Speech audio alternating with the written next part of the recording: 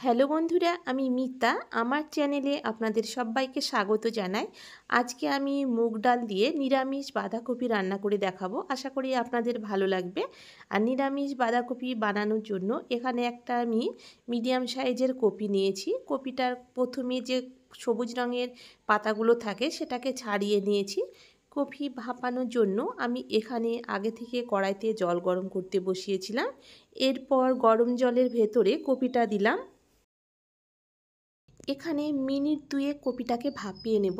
দেখুন গরম জলে 1 মিনিট ভাপিয়ে নিয়েছি। এরপর কপিটাকে উল্টে দেব। এইভাবে মিনিট 2-3 যদি কপি ভাপানো যায় তাহলে কপির পাতাগুলো খুব সহজে ছাড়ানো যাবে। দেখুন আমি 3 মিনিট ভাপিয়ে নিয়েছি। এরপর উঠিয়ে নিয়ে ঠান্ডা করে নেব। দেখুন ঠান্ডা করে নিয়েছি। এরপর এইভাবে পাতাগুলো ছাড়িয়ে নেব। দেখুন ভাপানোর জন্য কপি খুব সহজে ছাড়িয়ে নেওয়া যাবে। দেখুন একে একে আমি ঠিক এইভাবে কপি থেকে পাতাগুলো ছাড়িয়ে নিয়েছি। এরপর কপির যে বোটার মতো যে অংশটা থাকে ঠিক এই অংশটা আমি ছুরি দিয়ে কেটে দেব। দেখুন এইভাবে যদি পাতলা করে কেটে নেওয়া যায় তাহলে কপিটা যখন আমি রোল করব তখন ভেঙে যাবে না। দেখুন, আশা করি আপনারা দেখে বুঝতে পারছেন আমি কিভাবে কপিটাকে কেটে নিচ্ছি। এই মোটা অংশটা ছুরি দিয়ে কেটে নিলে কপিটা যখন রোল করব তখন সুবিধা হবে। আর এখানে আমি মুগ ডাল আগে থেকে ভিজিয়ে রেখেছিলাম। ডালটাকে আমি 4 ঘন্টা ভিজিয়ে রেখেছিলাম। দেখুন 4 ঘন্টা ভিজিয়ে রাখার জন্য ডালটা খুব সুন্দরভাবে ভিজে গেছে। তারপর ভালো করে 3 থেকে 4 বার জল দিয়ে ধুয়ে নিয়েছি। এরপর জলটা ভালো করে একটা ছাঁকনাতে করে ছেঁকে নিলাম। ডাল বাটবার জন্য মিক্সার গ্রাইন্ডারে আদা কুচি ও ঝালের জন্য 3টে কাঁচা লঙ্কা দিয়ে জল না দিয়ে বেটে নেব। এখানে জল দেবেন না। ডালটা যেহেতু আমি অনেকক্ষণ ভিজিয়ে রেখেছিলাম তাই খুব সুন্দরভাবে ডালটা বেটে নেওয়া হবে। এরপর ডালের ভেতরে পরিমাণ মতো লবণ, হাফ চামচ হলুদ গুঁড়ো, হাফ চামচ জিরের গুঁড়ো দিলাম। এরপর ভালো করে ডালের সঙ্গে মিশিয়ে নেব। আপনারা চাইলে এখানে মসুর ডাল দিয়েও বানাতে পারেন, কিন্তু আমি যেহেতু নিরামিষ বানাচ্ছি তাই মুগ ডাল দিয়ে আজকে আমি বাঁধাকপিটা রান্না করব।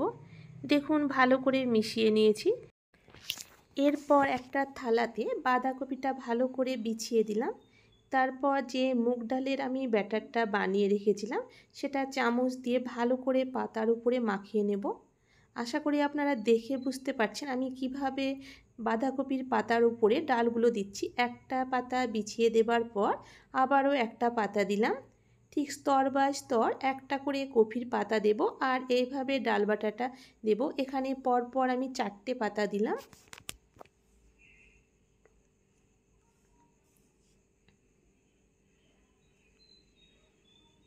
দেখুন ডাল বাটা ভালো করে পাতার উপর মাখিয়ে নিয়েছি। এরপর 2 ধারে এইভাবে ভাঁজ করে দেব। দেখুন, তারপর এইভাবে রোল যেভাবে আমরা বানাই ঠিক সেইভাবে রোলটা বানিয়ে নেব। দেখুন একই রকমভাবে একটা পাতা, তারপরে ডাল বাটা দিলাম, তারপরে আবারও পাতা, এইভাবে আমি পরপর 4টে পাতা দিয়ে একই রকমভাবে আর একটা রোল বানিয়ে নিয়েছি। দেখুন এরপর রোলগুলো ভাজবার জন্য কড়াইতে সামান্য পরিমাণ তেল দিলাম। তেলটা প্রথমে ভালো করে গরম করে নিয়েছি। এরপর গ্যাসের ফ্লেমটা মিডিয়াম টু লো রেখে কপির রোলগুলো ভেজে নেব। এরপর গ্যাসের ফ্লেমটা মিডিয়াম টু লোয়ে রেখে মিনিট 5 ঢাকা দিয়ে রাখব। দেখুন এখানে 5 মিনিট পর আমি এইভাবে উল্টে দেব। দেখুন খুব সুন্দরভাবে কালার এসেছে। এখানে হাই হিটে ভাজবেন না, তাহলে তাড়াতাড়ি কপি পাতাগুলো পুড়ে যাবে। একদম লো হিটে রেখে ঢাকা দিয়ে মাঝে মাঝে আমি কপিগুলো উল্টে দেব। দেখুন চারিধারে ঘুরিয়ে আমি কপির রোলগুলো ভালো করে ঢাকা দিয়ে ভেজে নেব। আর কালারটা দেখে বুঝতে পারছেন ঠিক এই রকমভাবে আমি কপির রোলটা ভেজে নেব। দেখুন ভাজা হয়ে গেছে। এরপর উঠিয়ে নিয়ে আমি ঠান্ডা করে নেব। এরপর আর একটা কড়াইতে আমি পরিমাণ মতো তেল দিলাম।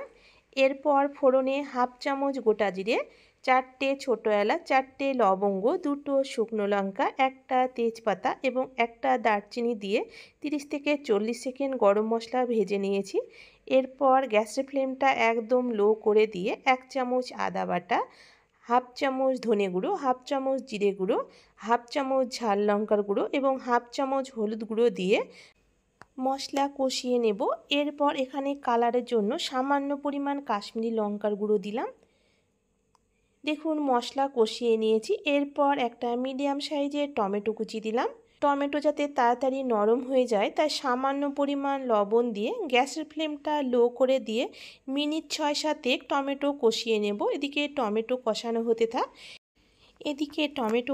হতে থাক আমি 7টা কাজু বাদাম, 1 চামচ পোস্ত আর 2 চামচ টক দই দিয়ে মিক্সার গ্রাইন্ডারে মিহি করে বেটে নেব। এখানে টক দই দিয়ে যদি বেটে নেওয়া যায় তাহলে টক দই আলাদা করে ফেটে নেবার দরকার নেই।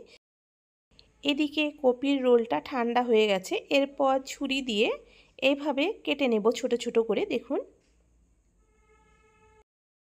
দেখুন একই রকমভাবে কপির রোলগুলো আমি কেটে নিয়েছি। এদিকে মিনিট 5-6 টমেটো ঢাকা দিয়ে রেখেছিলাম লবণ দেবার জন্য। টমেটো নরম হয়ে গেছে। এরপর খুন্তি দিয়ে এইভাবে ম্যাশ করে দেব। দেখুন এরপর বেটে রাখা কাজু, পোস্ত, টক দই দিলাম। এই সময় গ্যাসের ফ্লেমটা আমার মিডিয়ামে আছে। মিক্সার জারটা ধুয়ে সামান্য পরিমাণ জল দিয়ে মিনিট 5-6 সময় নিয়ে মশলার সঙ্গে কষিয়ে নেব। দেখুন মশলা থেকে তেল ছাড়তে শুরু করেছে। এরপর গরম জল দিলাম,